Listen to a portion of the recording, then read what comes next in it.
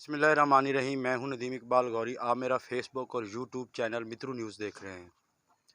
آج ہمارے شہر مترو میں محمد رمضان المعروف عبداللہ بھٹی کی رہائش گاہ پر پاکستان کی ممتاز سیاسی شخصیت جاوید ہاشمی صاحب تشریف لائے۔ کافی دوست جہاں پر گیدرنگ ہوئی۔ جاوید ہاشمی صاحب ہمارے ساتھ موجود ہیں۔ پاکستان کا ایک بڑا نام ہے، بہت بڑے سیاستدان ہیں، یوں کہیے کہ ایک سیاست کی یونیورسٹی ہے۔ جمہوریت کے لیے انہوں نے بہت ساری تکالیف برداشت کی، اس میں وہ جیل میں قید بھی کاٹی انہوں نے۔ جاوید ہاشمی صاحب، آپ نے سیاسی سفر کا آغاز کہاں سے شروع کیا تھا؟ میں نے اپنے گاؤں سے کیا تھا، مخدوم رشید سے، کیونکہ سیاست ہمارے گھر میں تھی۔ مسلم لیگر تھے پاکستان بننے کے ساتھ، تو میرے بھائی نے اور میرے والد صاحب نے مسلم لیگ جوائن کی ہوئی تھی، تو وہیں سے سیاست تو میں نے سیکھی، لیکن میں نے مسلم لیگ کی سیاست کی نہیں۔ پوری زندگی میں پہلے میں صدر بنتا رہا ایمرسن کالج ملتان کا بھی، اور پھر پنجاب یونیورسٹی کا بھی میں بن گیا۔ تو اس وقت تک میں مسلم لیگ، مجھے انوائٹ کیا پیر پگاڑا صاحب نے بھی، لیکن میں نے مسلم لیگ کو کبھی اہم سمجھا نہیں تھا۔ تو پھر میں ایئر مارشل اصغر خان کی پارٹی تحریک استقلال میں شامل ہوا، وہ میری پہلی پارٹی تھی۔ تو جو پہلے سے سیاست تھی وہ بغیر سیاسی پارٹیوں کی تھی۔ اس میں بھٹو صاحب کا دور تھا، ان سے بھی ہم ان کے ساتھ بھی تھا، پھر ان کے بھی خلاف میں تحریک چلاتا رہا۔ تو میں یونیورسٹی میں ہی تھا جب سے مجھے قید و بند بھی ملنا شروع ہوا۔ اور ویسے تو میں نے آبزرو کیا ہے کہ میں 12 سال کا تھا، بلکہ 10 سال کا، جب میں مخدوم رشید تھانے پہ ایوب خان کے خلاف، اور کالا باغ ہوتا تھا گورنر، اس کے خلاف تحریک چل پڑی تھی یونیورسٹی آرڈیننس کی، تو میں نے اس میں شامل ہو گیا۔ تو 10 سال کی عمر میں میں اس تھانے کے اندر گرفتار ہو کے بیٹھا تھا۔ تو اس لحاظ سے میری شروعات جو ہے وہ ایک جماندرو قسم کی ہاں، وہیں سے شروع ہوئی۔ وہیں سے شروع ہوئی۔ اچھا، آپ نے پہلا جو الیکشن تھا وہ کس پلیٹ فارم سے لڑا تھا، کس سیاسی پارٹی سے؟ پہلے میں نے تحریک استقلال کا، ایئر مارشل اصغر خان کی پارٹی تھی، اور وہ شامل تھی قومی اتحاد بنایا گیا تھا، 9 جماعتیں اکٹھی ہوئی تھیں، تو اس کی میں سینٹرل ورکنگ کمیٹی کا ممبر تھا۔ تو یہ تحریک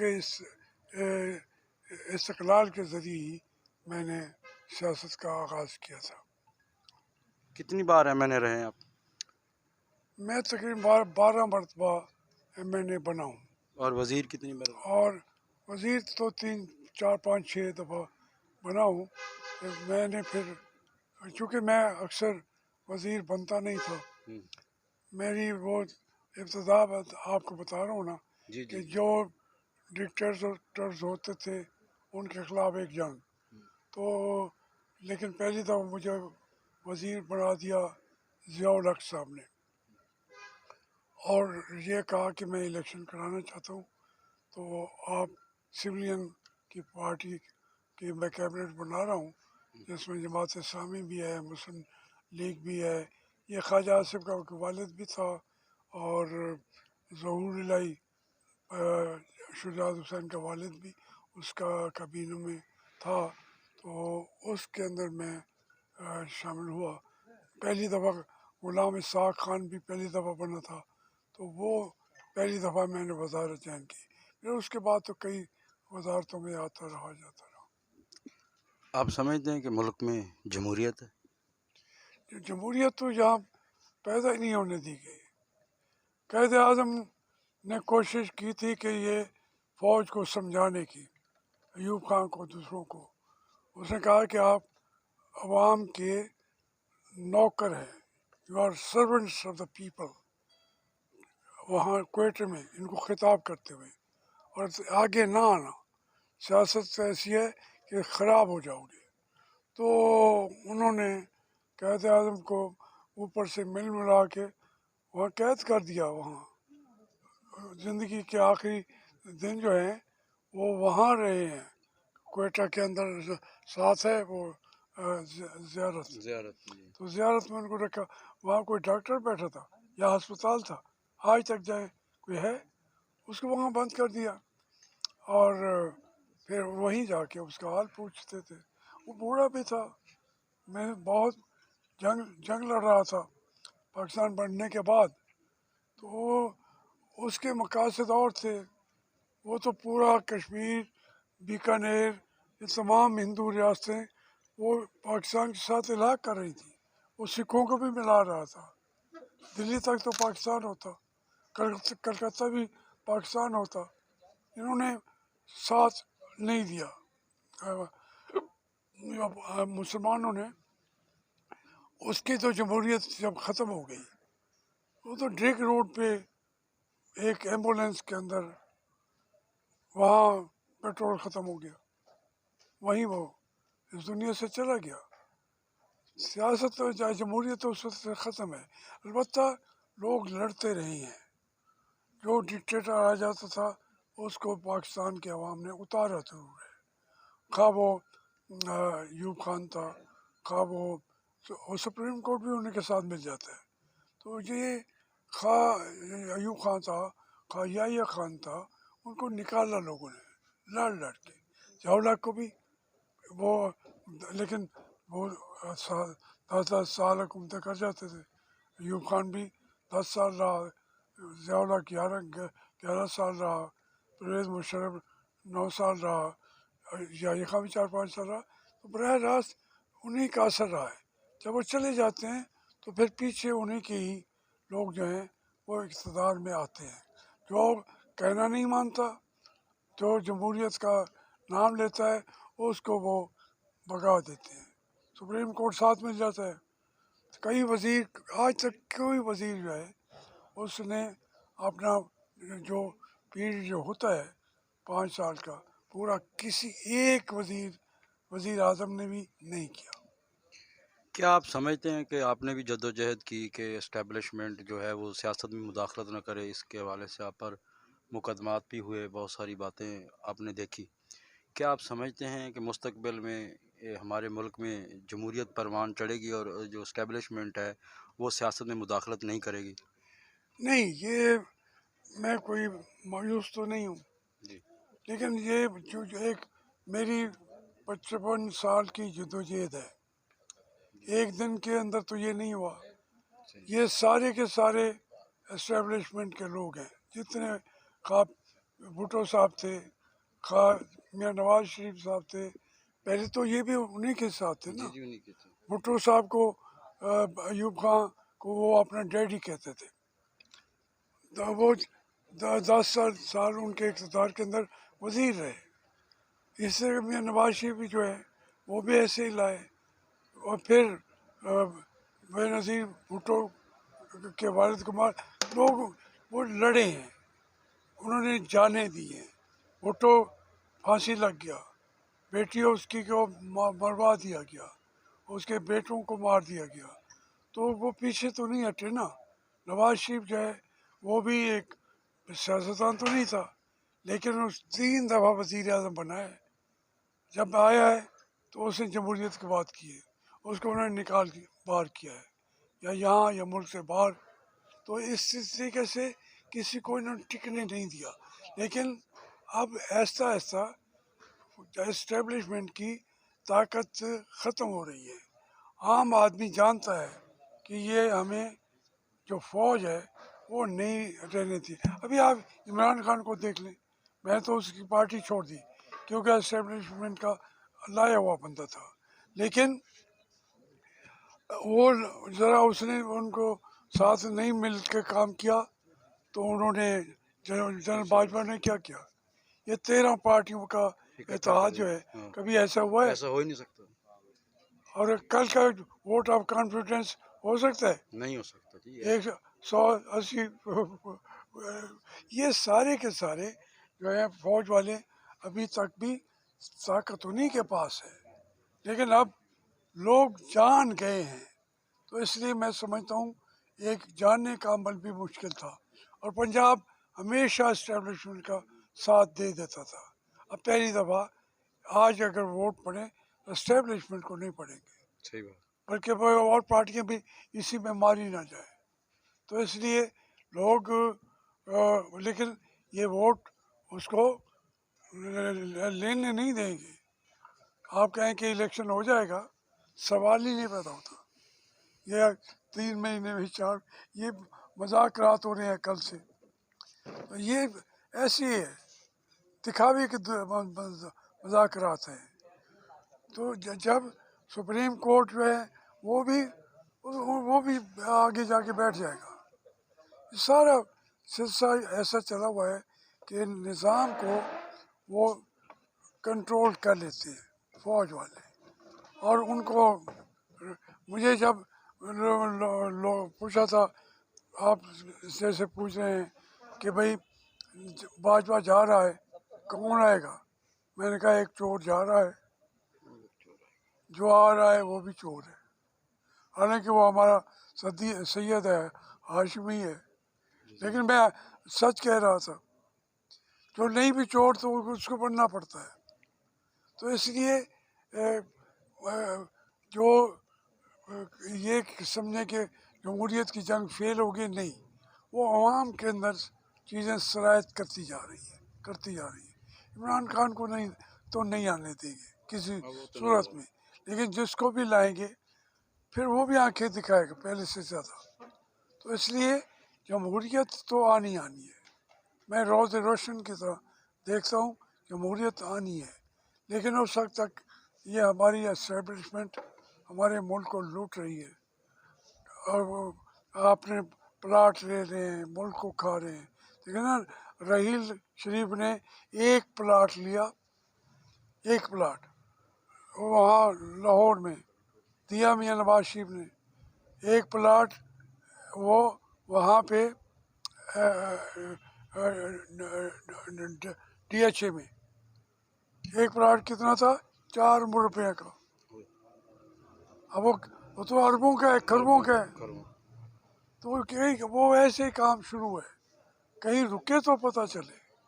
اس لیے جمہوریت کی جنگ جو ہے، لڑنے والے اتنے طاقتور نہیں ہوئے، لیکن اس ملک کے سیاستدانوں نے لڑے ہیں بغیر تیر کے، بغیر تفنگ کے، انہوں نے ڈکٹیٹروں کو ہٹایا ہے، پھر دوسرا آ جاتا ہے۔ اس لیے جمہوریت کی جنگ کو یوں نہ سمجھیں کہ کمزور ہو گئی ہے، وہ طاقتور بنتی جا رہی ہے۔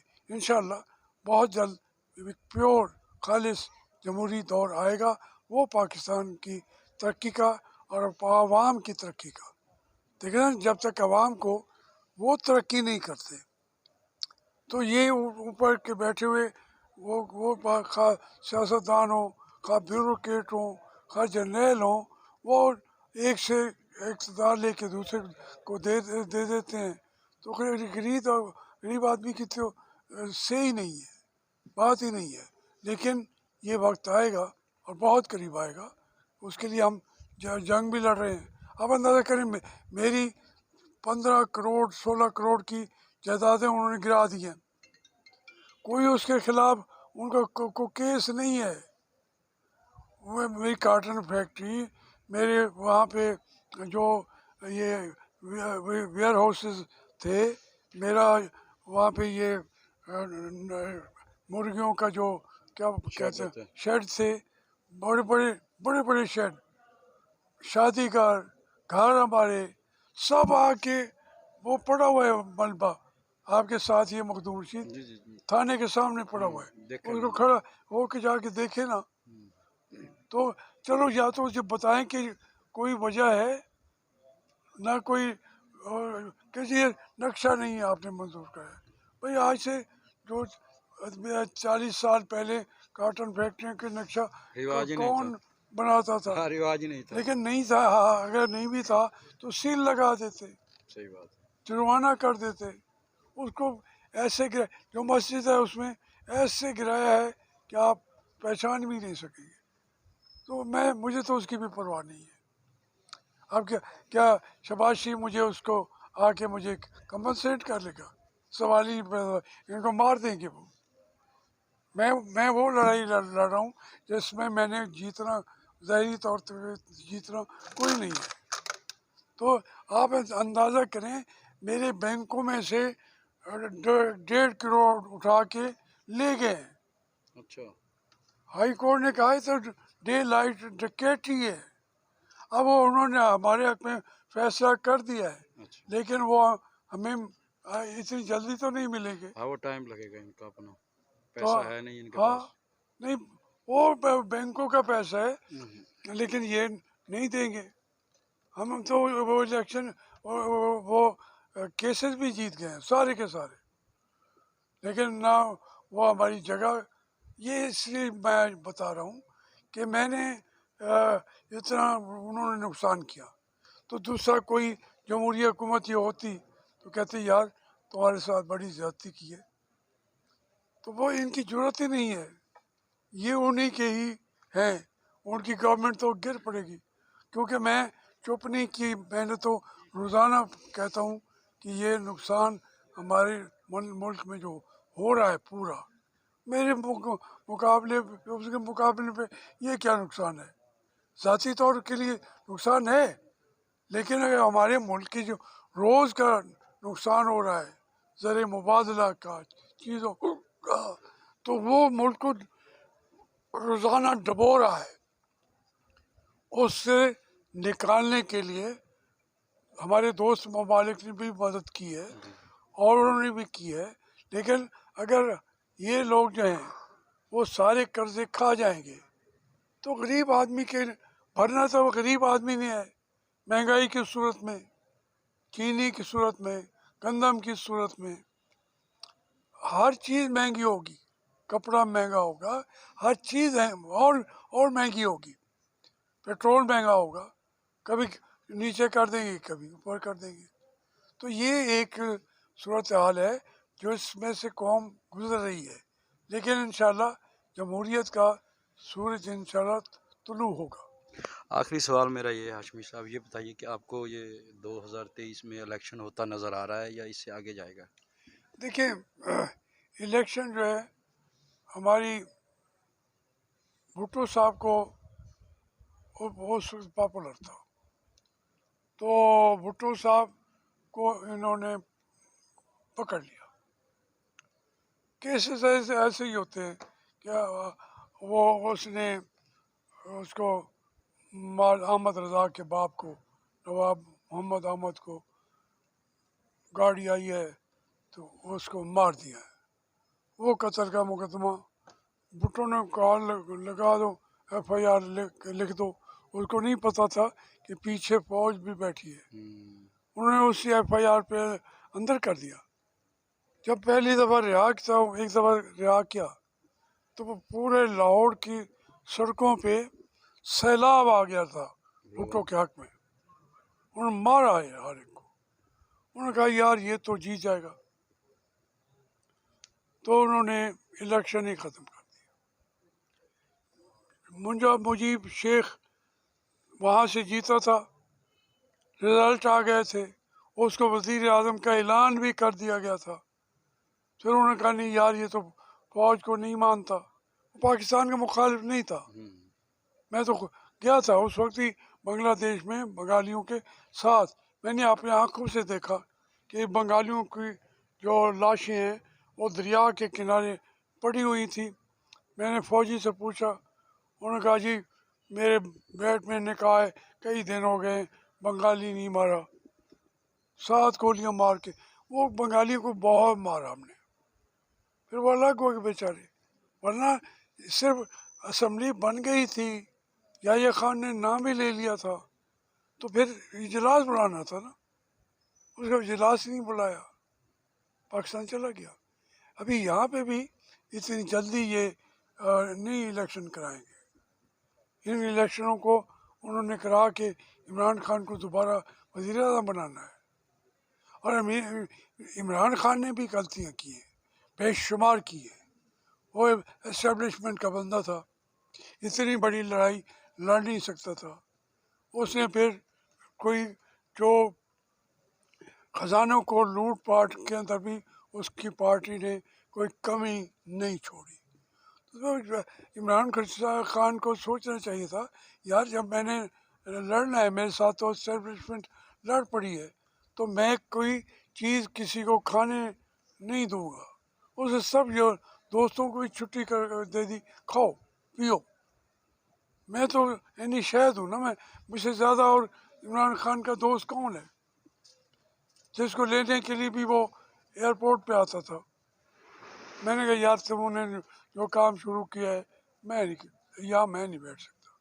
تو اس لیے اب اس کو اقتدار کیوں دیں وہ؟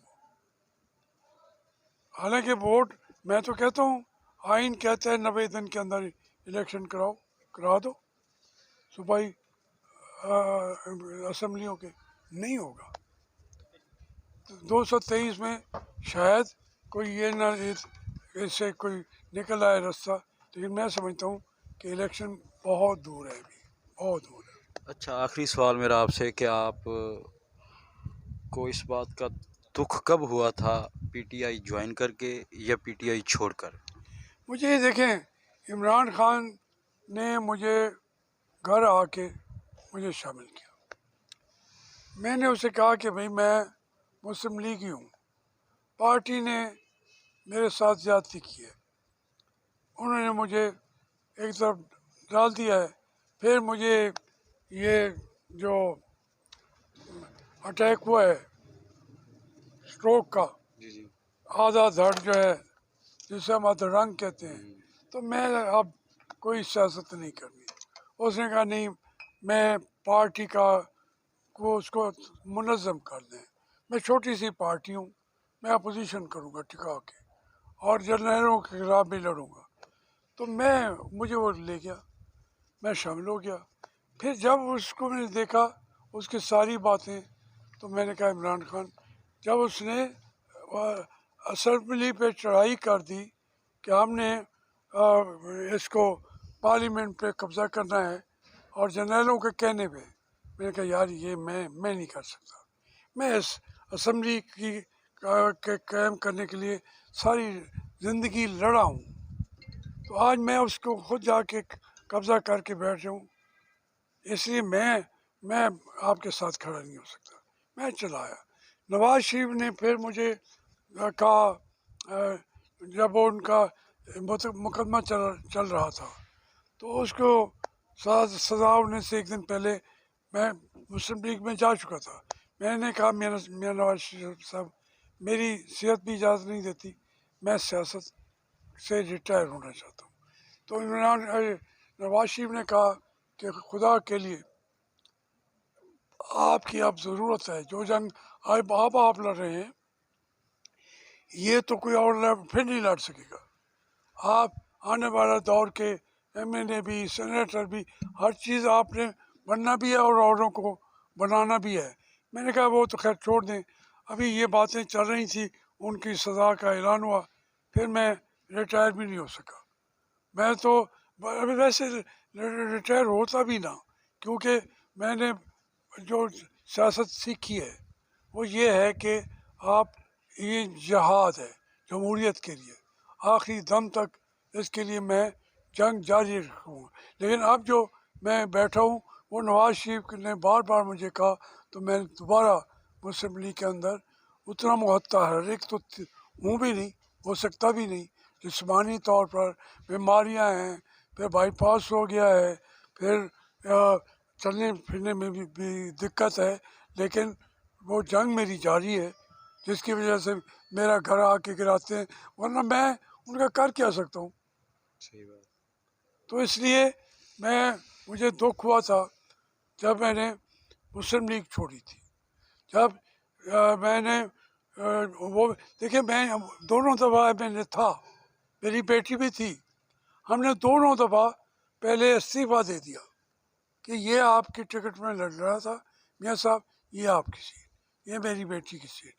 جب پھر عمران خان سے لگوا تو بھی میں نے کہا کہ میں تمہارے ساتھ کھڑا نہیں ہو سکتا، یہ मेरा सीट से इस्तीफ़ा है, ये मेरी बेटी का भी इस्तीफ़ा है। तो मैं कोई उनसे मैंने एहसान नहीं लिया। एहसान किए हैं मैं दोनों पार्टियों पर, एहसान लिया नहीं है। तो दुख तो होता है, मुस्लिम लीग छोड़ी तो दुख हुआ था। ये भी तो दोस्त हैं, साथी हैं।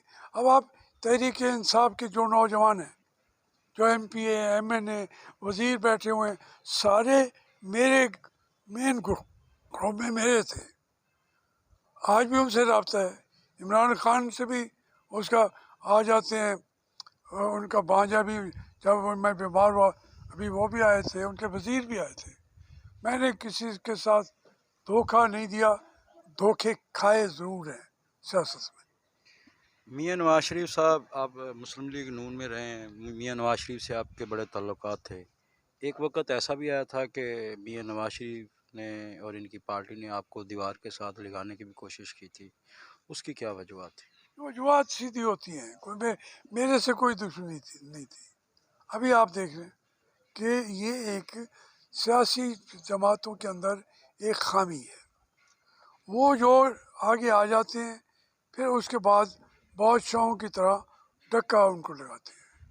ये नहीं अब मैंने तो कभी हल्फ उठा के कह सकता हूँ वज़ीर आज़म का सोचा ही नहीं है, सदर बनने का सोचा ही नहीं है। हाँ, MLA का अब भी सोचता हूँ। तो उसमें उनको ये होता है कि ये एक आदमी अब इतनी कुर्बानियों के बाद ये तो हर वक्त हमारा एहतसाब करेगा।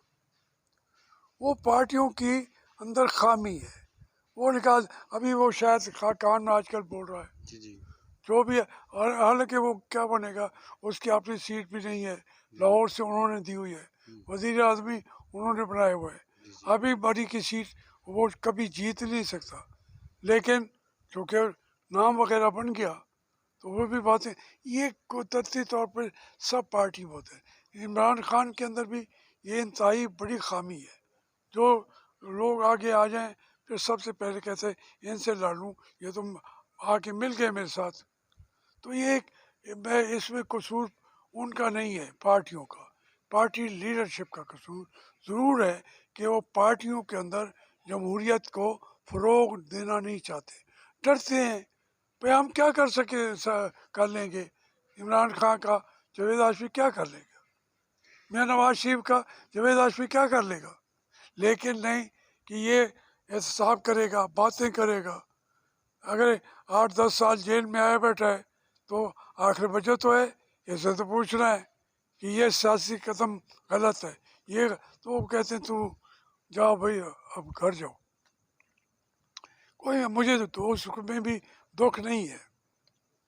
ये पार्टियों में खुशामद का भी असर होता है। वही बात कर रहा हूँ मैं, वही आज खुशामद बस जो वो हमारे मुल्क में जमहूरियत आई नहीं।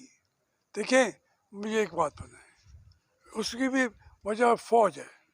आप ये मुझे बताएं, मियाँ नवाज शरीफ जो है, उनकी बेटी कभी सियासत में आपने नाम भी नहीं सुना था। नहीं, तो वो जब बाप उसका जेल में जा रहा हो, उसको भी पकड़ के जेल में डालेंगे, तो फिर वहाँ सियासत जो है बेटी की तरफ ही जाएगी ना, सही बात। बेनज़ीर की तरफ ही जाएगी ना, जिसका बाप जेल में पड़ा है, वो लड़ रही है। इसी तरह से इंडिया के अंदर वही बनेंगे। मुजीब शेख की बेटी वज़ीर आज़म बनी खड़ी है, थाईलैंड में, बैंकॉक में, सब उन्हीं के, श्रीलंका में उन्हीं के बच्चे आ जाते हैं। क्योंकि अगर जमातों में जमहूरियत हो तो फिर कई लीडर पैदा हो जाते हैं। तो जब वहाँ जमहूरियत ही नहीं है तो फिर जो जंगे अपने बाप के साथ लड़ रहे होते हैं फिर उन्हीं का हक बनता है, वही क़यादत संभाल लेते हैं। फिर वो जाके डिक्टेटरशिप बन जाती है, वो फिर ख़त्म हो जाती है पार्टियाँ। और काफ़ी जावेद हाशमी साहब, काफ़ी आज उन्होंने तफसीली गुफ्तगू की है हमारे चैनल के लिए, हम इनके बड़े मशकूर हैं। ये हमारे इलाके में तशरीफ़ भी लाए और इन्होंने हमारे चैनल को खुसूसी टाइम भी दिया। बहुत शुक्रिया हाशमी साहब।